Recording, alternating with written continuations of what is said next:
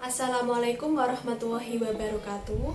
Halo teman-teman, bertemu lagi dengan saya Juliana Dewi, NIM 2019-33172, kelas 6D, Prodi Pendidikan Guru Sekolah Dasar, Fakultas Keguruan dan Ilmu Pendidikan Universitas Muria Kudus. Di kesempatan kali ini, saya akan membahas mengenai dimensi, tujuan, dan manfaat perspektif global. Baik, yang pertama kali kita akan bahas yaitu dimensi perspektif global. Perspektif global bertolak dari masalah hidup sehari-hari, misalnya masalah pendidikan, kesejahteraan, kesehatan, pengangguran, kemiskinan, dan sebagainya. Semua permasalahan ini berdampak pada permasalahan global. Contoh saja kasus COVID-19 yang sedang terjadi mempengaruhi berbagai aspek di kehidupan saat ini, seperti pola hidup menjadi lebih bersih, sekolah dan aktivitas pekerjaan dilakukan di rumah, pariwisata ditutup, dan sebagainya. Untuk di sekolah sendiri, berdampak yang biasanya melakukan pembelajaran luring dialihkan ke pembelajaran daring.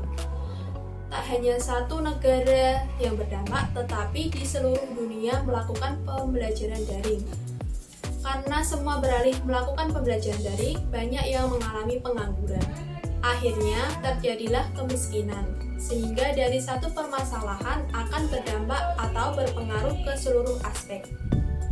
Dalam kaitannya dengan budaya dalam era globalisasi, maka Giansar Mimbar tahun 1990 mengajukan 4 dimensi, yaitu yang pertama, afirmasi atau penegasan dari dimensi budaya dalam proses pembangunan bangsa dan masyarakat.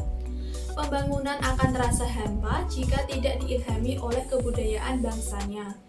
Nilai budaya suatu bangsa menjadi landasan bagi pembangunan suatu negara, serta merupakan alat seleksi bagi pengaruh luar yang sudah tidak terkendali. Sekarang ini banyak budaya atau kebiasaan dari luar, kita harus pilih yang cocok dengan budaya kita, karena budaya dari luar belum tentu cocok diterapkan di budaya kita.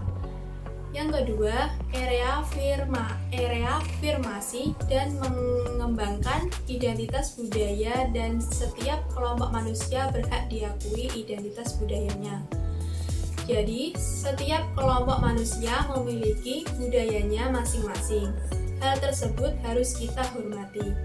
Yang ketiga, partisipasi, bahwa dalam pengembangan suatu bangsa dan negara, partisipasi dari masyarakat sangat diperlukan. Yang keempat, memajukan kerjasama antar budaya. Hal ini dimaksudkan agar ada saling mengisi, mengilhami, sehingga adanya kemajuan dan peningkatan antar budaya bangsa.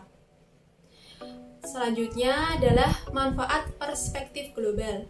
Manfaat dan kegunaan mempelajari perspektif global adalah: yang pertama, meningkatkan wawasan dan kesadaran para guru dan siswa bahwa kita bukan hanya penghuni satu daerah, tetapi mempunyai ketergantungan dengan orang lain di belahan bumi yang lain. Oleh karena itu, sikap kita harus mencerminkan sikap ketergantungan tersebut. Yang kedua, menambah dan memperluas pengetahuan kita tentang dunia, sehingga dapat mengikuti perkembangan dunia dalam berbagai aspek, terutama perkembangan iptek. Tanpa adanya perspektif global, ilmu yang kita peroleh tidak banyak dan luas. Yang ketiga, mengkondisikan para mahasiswa untuk berpikir integral, bukan general, sehingga suatu gejala atau masalah dapat ditanggulangi dari berbagai aspek. Setiap masalah pasti memiliki pemecahan yang berbeda-beda. Dalam hal ini, harus membiasakan mahasiswa mencari solusi yang sesuai dengan masalah yang dihadapi, agar melatih cara berpikir kritis.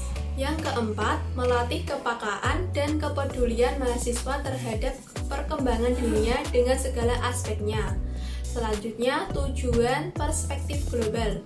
Tujuan diberikannya perspektif global menurut Mariveld tahun 1977 adalah yang pertama, mendorong mahasiswa untuk mempelajari lebih banyak tentang materi dan masalah yang berkaitan dengan masalah global. Yang kedua, mendorong para guru untuk mempelajari masalah yang berkaitan dengan masalah lintas budaya. Yang ketiga, mengembangkan dan memahami makna perspektif global baik dalam kehidupan sehari-hari maupun mengembangkan profesinya. Berdasarkan tujuan tersebut, maka peran guru adalah yang pertama, memberikan bekal pengetahuan kepada siswa tentang pentingnya pengetahuan global dalam memahami masalah-masalah tertentu.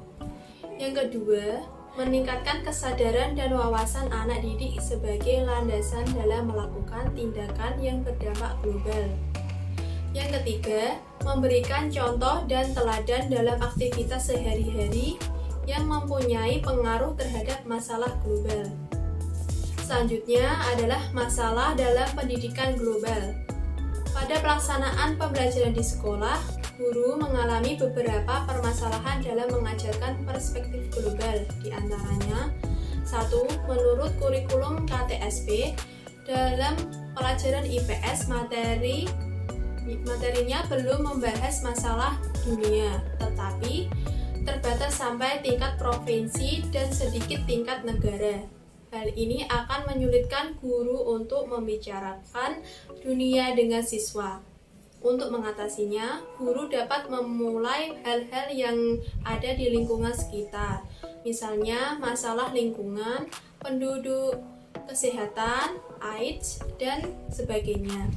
Yang kedua, masalah global adalah masalah integral, yaitu suatu permasalahan yang dapat dilihat dari berbagai bidang ilmu. Sementara pada materi pelajaran IPS di SD masih menitik beratkan pada materi bidang studi, yaitu sejarah dan geografi. Yang ketiga, mata kuliah perspektif global tergolong baru. Para guru belum memiliki pengalaman cukup untuk mengajar materi perspektif global di SD. Yang keempat, buku sumber untuk pelajaran perspektif global di sekolah dasar masih sangat kurang, sehingga diperlukan kreativitas yang tinggi dari guru. Tidak terpaku pada buku paket atau LKS, lembar kegiatan siswa. Baik, sekian informasi mengenai dimensi, tujuan, dan manfaat perspektif global.